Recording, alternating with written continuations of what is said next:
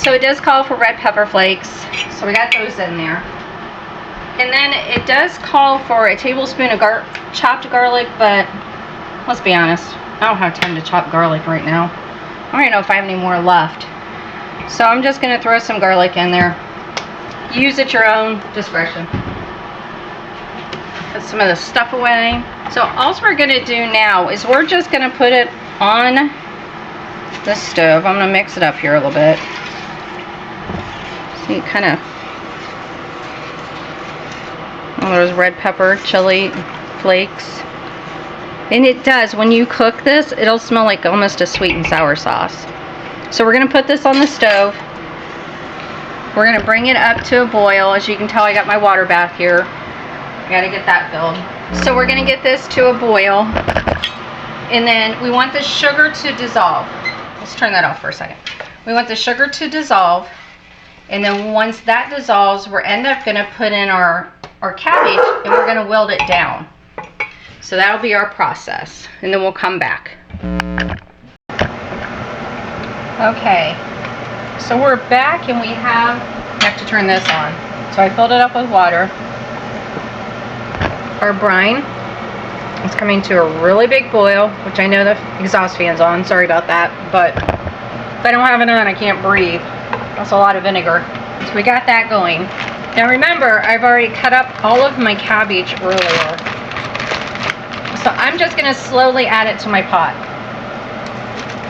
This recipe calls for 2 to 3 large heads. Now a large head at the store is not going to equate to like the large head that I had out in my garden.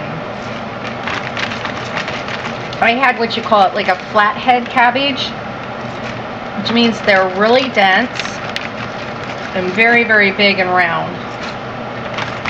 But they're more of a flat round than they are like tall. So as you can see, I'm just adding, kind of stirring around. Oop, cabbage overboard.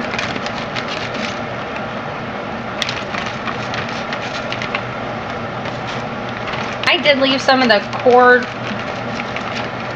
not real core, but some of the harder pieces in there because my family will eat it. So now out of that big bag, that's what I have left so far.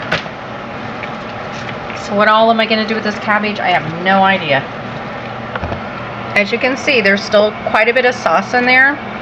So I'm probably going to add the rest of that bag and just let it wilt.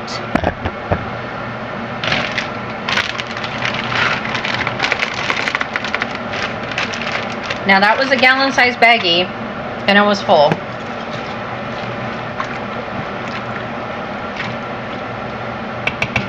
So I just turned down the temperature a little bit. It was a full boil. Now it's on like medium-high. So we'll let this wilt for just a little bit. We'll let the canner come up to a boil before we start to process our jars. As this wilts, you're going to want a little bit of the sauce in your cans. Turn this off for a second. You are going to want a little bit of sauce in your can. Like a little bit of the liquid. But the last time I did this, I had quite a bit of liquid left. Because again, I'm going to pack them as much as I can with a little bit of that liquid. Because that's a lot of sugar. With a little bit of the liquid in the pot, in my jars. So when we come back, what we'll do is we'll see this has been wilted. We'll go ahead and start packing at least 6 jars, and we'll get them in the canner. It does process for 20 minutes, so if I want to make another batch, or if I think I actually have more than 6 jars ready to go. So that's a little side note, just a little tip if you are kind of looking at it, because I know sometimes the recipes will say it'll make this many pints or quarts. And sometimes you might have a little more or a little less.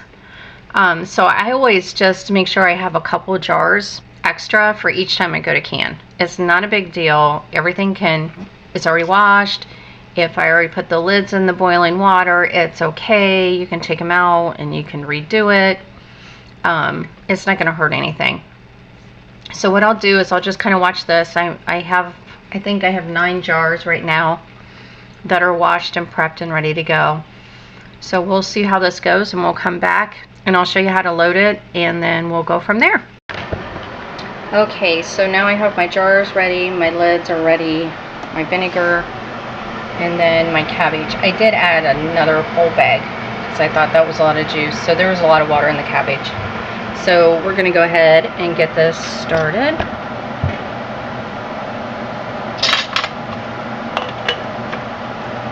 So it did wilt down. Take that out.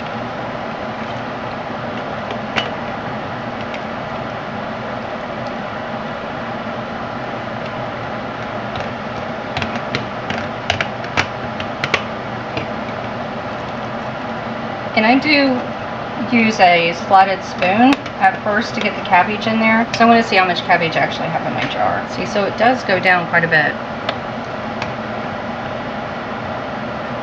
Okay. And so for mine, I'm going to fill up my cabbage as much as possible. Well, not quite as much as possible, but a good section because I know this will be a serving for us. And I'm just going to fill it up with some juice. Remember, take the air bubbles out. And I fill it just to the bottom of the jar, the ring.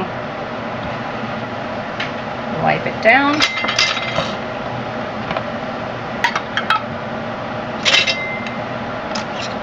And then just finger tight.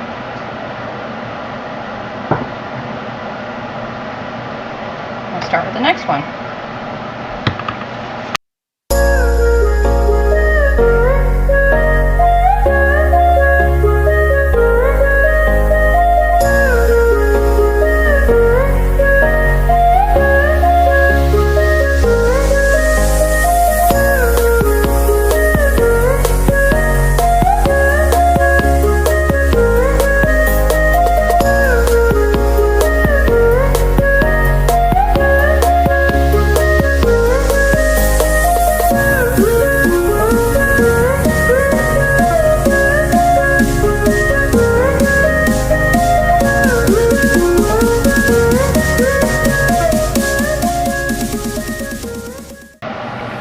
Okay, so I'm going to add some more. So we've already put in there 2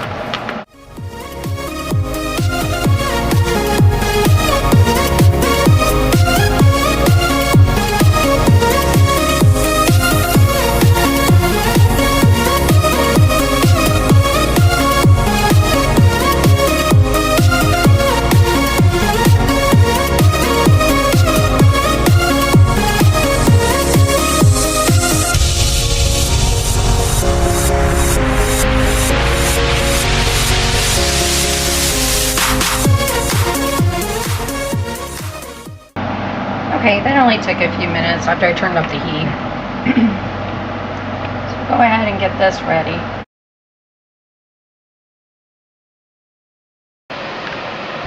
We had a malfunction in the camera, so we missed it. But I did put all of my 8 jars in. I did have to add more water because my water was below the tops of the lids. So if you can tell, which I know is kind of hard to tell in here, but you want to make sure that that water covers completely and you have a little bit of coverage over the top of your lids because that needs to come back up to a boil. We'll put the lid on. Due to the fact I've used this canner for years and years, I know it's going to take about 4 to 5 minutes for it to start to boil again, and then I will start my timer from there. So I will check in about 3 or 4 minutes just to see. Once it starts boiling, set your timer for 20 minutes. And then that's when we'll come back and we'll see what it looks like when it comes out of the canner.